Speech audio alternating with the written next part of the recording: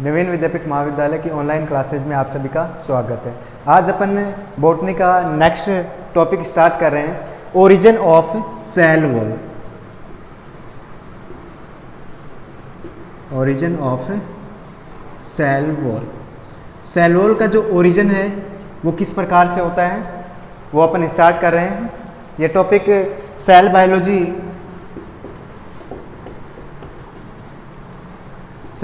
की बुक से है, बीएससी पार्ट सेकेंड ईयर के लिए।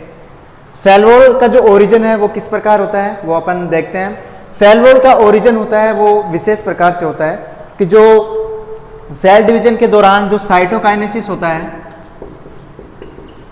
सेल डिवीजन होता है, तो सेल डिवीजन के दौरान साइटोकाइनेसिस होता है। तो साइटोकाइनेसिस के दौरान दो डॉटर सेल के बीच सेल प्लेट का फॉर्मेशन हो जाता है। क्या होता है? दो डॉटर सेल होती हैं और उनके बीच क्या होता है? सेल प्लेट है, उसका फॉर्मेशन हो जाता है, जिसकी वजह से क्या होता है? दो डॉटर सेल के बीच सेल प्लेट का फॉर्मेशन हो जाता है, जिससे सेल वॉल का फॉर्मेशन होता है। कैसे क्या होता है वो अपन देखते हैं। क्या होता है कि जब एनिमल सेल होती है, एनिमल सेल में तो क्या होता है कि एक इस प्रकार से फ्यूरो होती है, दो खांचे होती हैं और ये आपस में आगे मिलकर एक फ्यूरो खांच सा बना लेती है और दो अलग अलग प्रकार की सेल्स बना लेती हैं। एनिमल सेल में तो ऐसा होता है, लेकिन जब अपन प्लांट सेल की बात करें तो प्लांट सेल में सेल का ओरिजिन इस प्रकार से नहीं होता है। प्लांट सेल में क्या होता है कि सेल वॉल होती है, एक क्या होती है?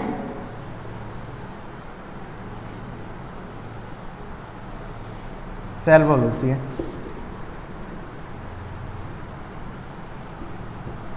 इसके बाद सेल आवरण पाया जाता है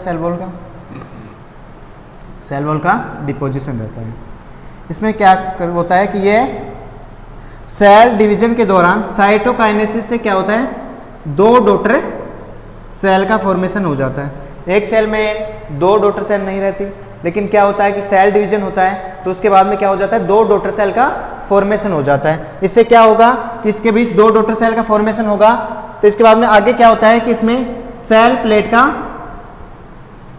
फॉर्मेशन हो जाता है। यहाँ पर इस प्रकार से इसमें सेल प्लेट का फॉर्मेशन हो जाता है। लेकिन एनिमल सेल में क्या होता है? आपने अभी देखा था ना, एनिमल सेल में तो क्या होता है कि दो एक फ्यूरोसी बन जाती है और खांच आगे कट होकर दो केंद्रक का निर्माण कर देती है। लेकिन इसमें क्या होता है कि यहाँ पर सेल प्लेट का फॉर्मेशन हो जाता है, जिसके बाद में क्या होता है कि जो दो डॉटर सेल होती है, इसमें क्या होता है? न्यूक्लियस के पास में क्या होता है कि एंडोप्लाज्मिक रेटिकुलम प्रेजेंट होता है। एंडोप्लाज्मिक रेटिकुलम इसके पास में होता है। एंडोप्लाज्मिक रेटिकुलम से क्या होता है? एक विशेष प्रकार का सबस्टांस निकलता है। इससे विशेष प्रकार के सबस्टांस निकलते हैं और वो विशेष प्रकार के सबस्टांस कहाँ इंटर करते हैं? Golgi body. यहाँ गोल्जी बॉडी पास में ही होती है, यहाँ भी गोल्जी बॉडी होती है। यहाँ ये एंडोप्लाज्मिक से विशेष प्रकार के वेसिकल्स निकलते हैं, पुट्टिकाएँ, वो क्या करती हैं? गोल्जी बॉडी में इंटर करती हैं। यहाँ वेसिकल्स प्रेजेंट होते हैं, यहाँ भी गोल्जी बॉडी होती है, यहाँ भी गोल्जी बॉडी में वो इंटर करते हैं। और इंटर करने के बाद में क्या होता है कि ये सेल प्लॉट पर इनका, यहाँ भी गोल्जी बॉडी है, यहाँ से भी वेसिकल्स निकलेंगे, यहाँ एंडोप्लाज्मिक से ये वेसिकल्स निकलकर गोल्जी बॉडी में इंटर करेंगे। इंटर करने के बाद में क्या होगा कि ये सेल प्लेट है, इस सेल प्लेट पर क्या करेंगे? आकर इनका डिपोजिशन होने लगता है। इस प्रकार से सेल प्लेट पर इनका डिपोजिशन हो जाता है।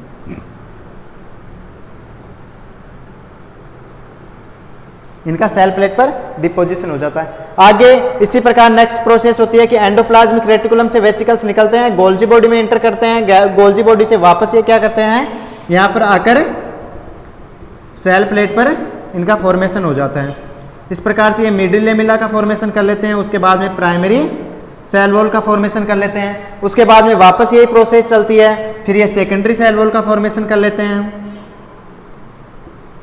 फिर वापस से क्या होता है कि एंडोप्लाज्मिक रेटिकुल से वेसिकल्स निकलती हैं, गोल्जी बॉडी में इंटर करती हैं और उसके बाद में वापस यहाँ से आकर ये टर्सरी सेल वॉल का, तो इस प्रकार से क्या होता है कि सेल वॉल का फॉर्मेशन हो जाता है।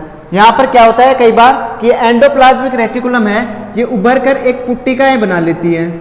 इस प्रकार से यहाँ पर क्या करती हैं? एक पुट्टिकाएँ बना लेती है और यहाँ पर ये एक आवरण सा प्रेजेंट हो जाता है। ये पुट्टिकाएँ बनाती हैं, उसको क्या बोला जाता है? एक पुट्टिकाएं बना लेती हैं, जिसको बोलते हैं अपन प्लाज्मोडेस्मेटा। और यहाँ पर फ्रैग्मोप्लास्ट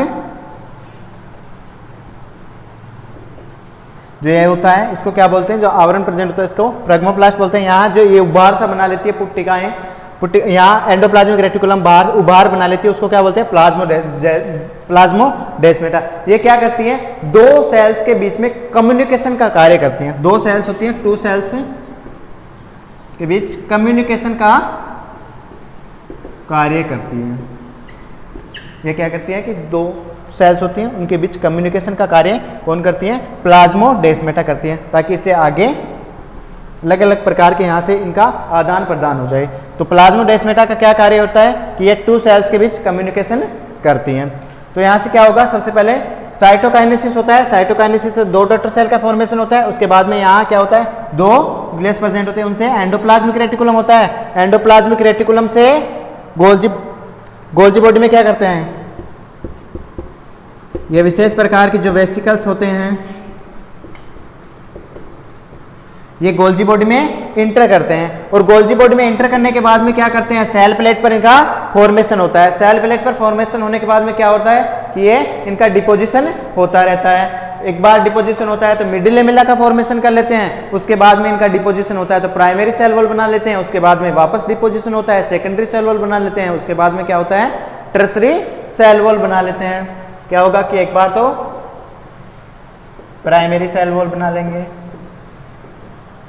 एक मिडिल लेमिला का फॉर्मेशन कर लेंगे, सेकेंडरी का कर लेंगे और टर्सरी सेल वॉल का फॉर्मेशन कर लेंगे। यहाँ क्या होता है, न्यूक्लियस प्रेजेंट होता है, यहाँ ये एंडोप्लाज्मिक रेटिकुलम होता है, ये क्या है, गोल्जी बॉडी है। तो ओरिजिन ऑफ सेल वॉल कैसे होता है कि सबसे जो बाहर का आवरण होता है वो तो सेल वॉल होता ही है। तो ओरिजिन ऑफ सेल वॉल किस प्रकार से होता है कि साइटोकाइनेसिस, जब सेल डिवीजन करती है, सेल डिवीजन करती है, इंटरफेज माइटोटिक फेज होती है, उसमें क्या होता है, सेल डिवीजन करती है। तो साइटोकाइनेसिस में जब सेल डिवीजन करती है तो दो डॉटर सेल का फॉर्मेशन होता है, और दो डॉटर सेल का फॉर्मेशन होता है तो क्या होता है कि जो दो डॉटर सेल बनेगी, तो दो डॉटर सेल बनने के बाद में क्या होगा कि यहाँ से एंडोप्लाज्मिक रेटिकुलम इसके पास में प्रेजेंट होते हैं। एंडोप्लाज्मिक रेटिकुलम प्रेजेंट होते हैं तो यहाँ पे नीचे भी इसके पास में एंडोप्लाज्मिक रेटिकुलम प्रेजेंट होते हैं, और यहाँ से एक विशेष प्रकार के वेसिकल से निकलते हैं। जो वेसिकल्स एंडोप्लाज्मिक रेटिकुलम में क्या करते हैं, इंटर करते हैं, और उसके बाद में वापस ये गोल्जी बॉडी में इंटर कर जाते हैं, और गोल्जी बॉडी से क्या करते हैं, सेल प्लेट का फॉर्मेशन कर लेते हैं। सेल प्लॉट, यहाँ पर सेल प्लॉट पर आकर क्या हो जाते हैं, ये डिपोजिशन इनका बढ़ता जाता है। फिर ये प्राइमरी मिडिल लेमिला का फॉर्मेशन कर लेते हैं, उसके बाद में प्राइमरी सेल वॉल कर लेते हैं, उसके बाद में सेकेंडरी सेल वॉल का, उसके बाद में टर्सरी सेल वॉल का फॉर्मेशन कर लेते हैं। तो इस प्रकार से होता है। जो सेल वॉल होती है प्लांट में, जो सेल वॉल होती है वो टफ हार्ड स्ट्रक्चर होती है। जो सेल वॉल होती है वो क्या होती है, टफ और हार्ड स्ट्रक्चर होती है। इसके बाद में अपन देखते हैं कि जो सेल वॉल है, जो प्लांट सेल में जो सेल वॉल होती है वो टफ हार्ड स्ट्रक्चर कैसे होती है,